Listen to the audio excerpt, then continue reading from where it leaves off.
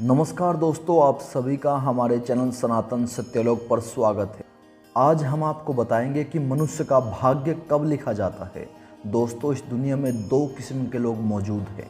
पहले वह जो कि आस्तिक होते हैं, अर्थात ईश्वर की सत्ता पर विश्वास करते हैं। ऐसे लोग भाग्य पर भी विश्वास करते हैं।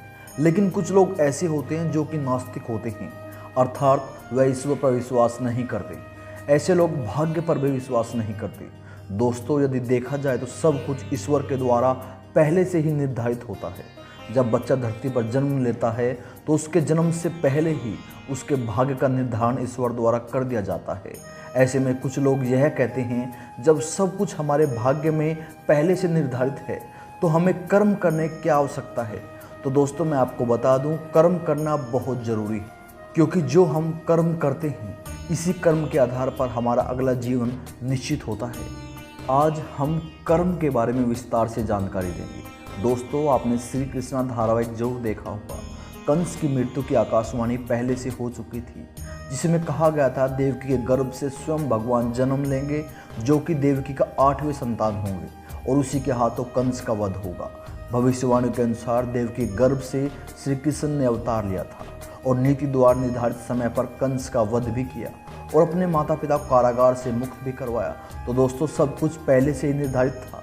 दोस्तों, जो मनुष्य इस धरती पर जन्म लेता है उसका भाग्य सब कुछ विधाता द्वारा पहले से ही निर्धारित कर दिया जाता है। जैसे कि शिशु का जन्म कब, कहाँ, कैसे होगा, उसके जीवन में क्या क्या घटनाएं घटित होगी, उसका विवाह कब, कहाँ और कैसे होगा और किससे होगा, बच्चा अपने जीवन में कितना कमाएगा और कितनी प्रॉपर्टी बनाएगा, बच्चे की मृत्यु कब, कहाँ तक, कैसी होगी, यह सब कुछ पहले से निर्धारित होता है। दोस्तों, एक बार जो विधाता ने लिख दिया वह चाहकर भी नहीं बदला जा सकता, वह घटित होना ही है तथा ऐसे कोई रोक भी नहीं सकता।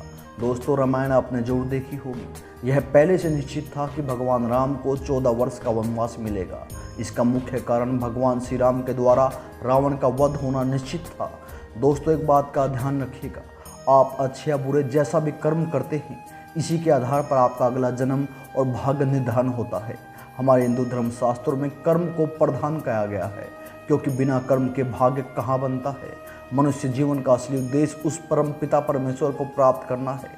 यदि आप उस परम पिता परमेश्वर को प्राप्त कर लेते हैं तो आप 84 के चक्कर से मुक्त हो जाएंगे। साथ ही साथ आप हमेशा के लिए जन्म मरण के चक्कर से मुक्त हो जाएंगे तथा आपको दोबारा इस मृत्युलोक में जन्म नहीं लेना पड़ेगा, क्योंकि आपकी आत्मा उस परम पिता परमेश्वर में विलीन हो जाएगी, जिससे आपको मुक्ति मिल जाएगी। इसलिए हमें हमेशा अच्छे कर्म करने चाहिए, हमें दूसरों का भला करते रहना चाहिए।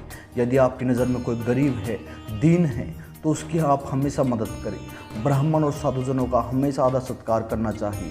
हमेशा हमें ईश्वर की पूजा करनी चाहिए, उसका प्रतिदिन हमें सुमरन करना चाहिए, जिससे हमारा मानव जीवन सफल हो सके। लेकिन एक बात ध्यान रखिएगा, यदि आप बुरे कर्म करते हैं, लोगों को सताते हैं या लोगों को आप परेशान करते हैं तो आपको उसकी सज़ा इसी जन्म में भोगनी पड़ेगी।